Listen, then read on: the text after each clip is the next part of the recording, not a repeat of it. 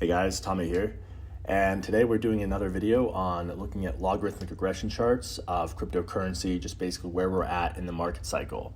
And these graphs are getting interesting for me, just the state of the cycle and kind of the performance of cryptocurrency kind of validates these charts. I'm sure you guys have noticed here on Bitcoin, things were pretty somber around December. We were kind of wondering, where's the bottom? Things were, kind of depressing. The past few months, there's been quite a surge. I mean, the Bitcoin price has nearly doubled, until now. That's a pretty significant move. We can take a step back and look at it on a logarithmic regression chart, and it really feels like things are, things have bottomed in this cycle. The charts would reflect the same sort of information. Now, of course, there's macro events that could affect things. Again, the yield curve, the treasury yield curve is more inverted than ever. So I think there's inevitably going to be a recession coming up. But, some people compare this time frame to the 70s when, if there is a recession, there's going to have to be more stimulus and more inflation. And what did really well in the 70s was gold. And, now we have cryptocurrency, which is kind of like gold 2.0. So I think it's going to be a very interesting and a very fruitful decade for cryptocurrency. But that being said, let's look at these charts to kind of see what's going on. So if you guys haven't seen these charts before, I'll just give you a little bit of a walkthrough. What I show here, the red line is the projected fair value. The orange line is where it was at in that point in time. So you can see that over time, things are stabilizing, which is good. This means that this red line is becoming a better indicator of the growth rate. And then I have the market cap. That's the current market cap. The trend is where the trend is currently at.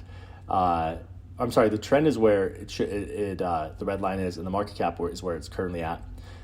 This is the growth rate, 61% per year. Of course, the date, just got this a few days ago. So there's the total market cap and regression, geez. And then I have a couple data points that I look at here. These were inspired by a guy named Tralalo years ago, like a decade ago, on the Bitcoin talk forums. And then I've kind of made my own version. This was kind of more similar to what he had there, but I've made my own adaptation of it. This tells you what percentage it is kind of above or below valuations. Here we're negative 55% undervalued, and you can kind of see historically where things have gone. Now this is the total market cap. Wait till you see some of the other ones like altcoins and Ethereum. They're very interesting. This is one that I created. This is the total time deviation. This is how I like, one of my favorite ways of looking at it is the growth rate slows down over time. So I'm interested to know how many months is it undervalued or overvalued. And here we see, look at these points here. Like we are at extreme undervaluation levels here. Let's look at the altcoin market cap, and you can see here, just again, extremely undervalued. And though Bitcoin's had a nice rise, altcoins have not.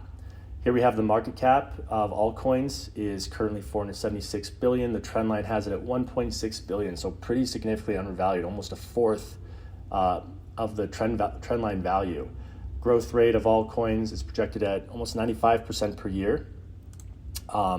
Here we see the percent deviation for the altcoins at negative 73.6%. Again, quite undervalued. The time deviation paints an even starker picture that we are essentially more undervalued than ever in altcoins in history. That is crazy. But that's where we're at currently in the market cycle. Let's move on here to Ethereum. The current price as of the making of this chart was $1,790.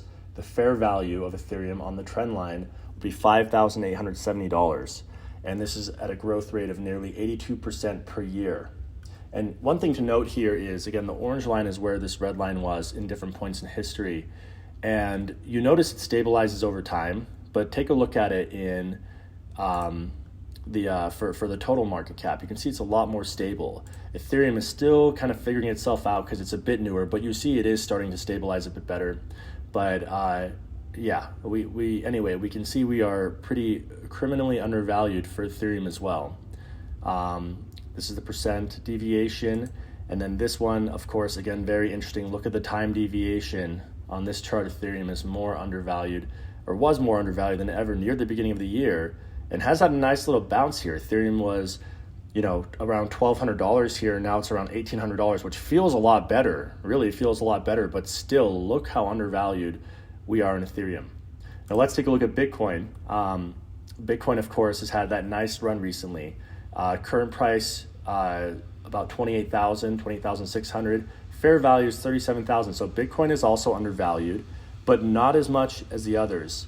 And you can see the growth rate here of Bitcoin is a bit less at 39% per year. Remember, if you look at Ethereum, it's 80%. So that's why, I say Ethereum is kind of the best bang for the buck if you're looking for safe cryptocurrency. Everything is being built on Ethereum for the most part. A lot of the innovations happening on Ethereum. Lots of respect and love for Bitcoin being the first cryptocurrency. But a lot of technology is being built on Bitcoin, and you see that growth in the price as well. And then here is the Bitcoin percent deviation. Again, was quite undervalued, and the time deviation as well here. Bitcoin on this chart was also more undervalued than ever, but has had a nice sharp bounce back.